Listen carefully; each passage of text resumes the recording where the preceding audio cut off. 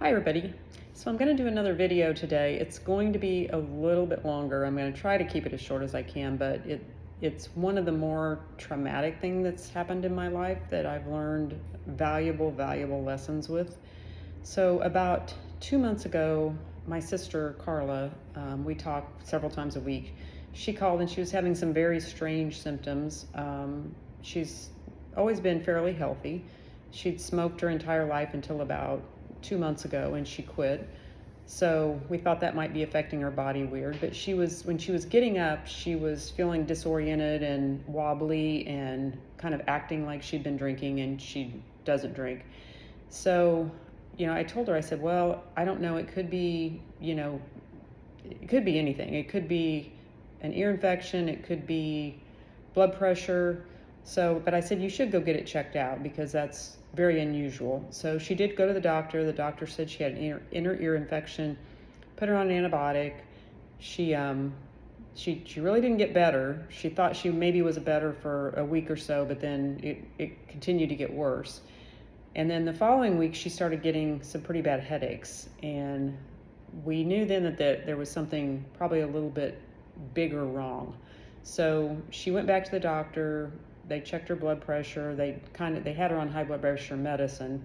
So I think they were trying to adjust that. And then she got progressively worse. So she didn't get out of bed for a weekend, and her daughter called me, and that's just not like her. So the daughter took her over to the emergency room at the local hospital, and they were doing some, tests on her, and they did a CT scan and determined she had a large tumor behind her left ear. So they immediately said they could not even deal with it, that they really needed to transfer her to Columbia. So she was taken to Boone Hospital. They did an MRI, further diagnosed it.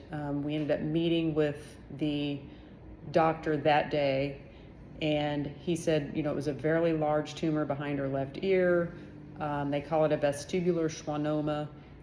It's very rare. There's not many people. I'm thinking 60 to 80,000 a year that get them. They're typically benign, but he said it is a very challenging surgery, so it would be like a 9 to 12-hour surgery, and he would need to assemble a team, which would take him 2 to 3 weeks. And I don't know what it was. I think now it was just God, I don't know, giving me a feeling of, you always wonder, how does God talk to you? But I just got a really uneasy feeling about him not being experienced in this and it being a rare tumor. So when I got home that night, I immediately started researching this vestibular schwannoma to find out if there is any hospitals that, are more experienced with it. And there were actually 3 hospitals that popped up. It was Cleveland Clinic, MD Anderson, and Mayo Clinic. And of course, Mayo Clinic is what everybody thinks of because they're kind of a top-notch facility that specializes in a lot of things. And they had an unbelievable website that was just dedicated to this vestibular schwannoma. It even showed you some procedures that were done, showed you all the surgeons that were there. So it just gave me a feeling of ease, and it popped up with a box that said, would you like a consultation? And I thought, well, wow, yeah.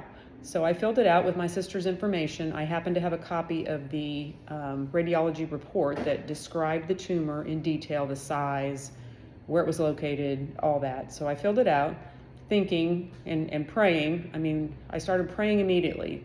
God, please lead me, show me what to do here. So the next day, I get a call from a person at Mayo Clinic, which was amazing to me. And they said, we understand your sister has this tumor. Where is she now? Well, she was still in the hospital. So I said, she's still in the hospital. And they said, well, would you like a consultation? And I said, yeah. I said, when could we come? And they said, well, how soon could you be here? And I said, well, you tell me when you need us there. And this was Friday, and they said Monday. So I called her daughter, and I said, look, we got to pack our bags. We've got to go get her. We've got to load her in Cody's truck. And she was progressively getting worse. I mean, even the next day, she couldn't even hardly walk on her own. She was very disoriented. At times, she didn't know, what was happening. So we knew it was getting worse by the minute. So we loaded her up. We took her to Mayo. Um, we stayed all night that night. Monday morning, we met with the surgeon.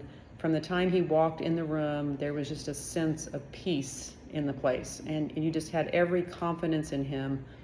He very firmly told us that he's done over 900 of these surgeries. This was a very typical case. Barring any complications, he thought he could almost get all of it. It's very intertwined around very important nerves, facial nerves, eye nerves, taste nerves, facial, your face drooping. So he said he will not impair. He'll do everything he can to keep everything intact, but get as much as he can. So we said, okay. We said, well, we'll go home and get ready and come back and schedule surgery. And he said, oh no. He said, she shouldn't go home. And we kind of knew that from taking her there because she had gotten so much worse. He said, she has so much pressure. That's what you're seeing. She has so much pressure in her head right now that we've got to get in there and get that pressure relieved. So they admitted her the next day, and her daughter stayed with her. They admitted her and put a port in her head and started relieving that pressure. They said they would have to do that for 5 days to get it to where they would feel it was safe to operate. So I drove back home, and they scheduled her surgery for a week from that date, which was a Monday. And they put the port in. It started relieving the pressure. I went back up there for the surgery. And from start to finish, it was just amazing. I mean, they had her, of course, in the intensive care unit, and she had a scar from, here back to here, but, she was able to keep the rest of her hair. She had a small port up here, but she was there for, I think, 5 days, and she got released, and she came home, and that was, I think, about 3 weeks ago. She's been progressing very, very well. She was pretty weak when she got home because she had literally been in the hospital a total of like 3 weeks by the time all this happened. So, that just causes all your muscles and your energy and everything to just be depleted. But she's getting stronger every day. I just, we kind of got in the habit of every time I would leave, we would pray, and I just continued to ask God to just continue leading us through this journey of what we should do, because it was unknown territory to us. I didn't know anything about any of this. One thing that she wants people to know is that she lost her hearing very quickly, about probably 5 years ago, in her left ear, and she just thought it was old age.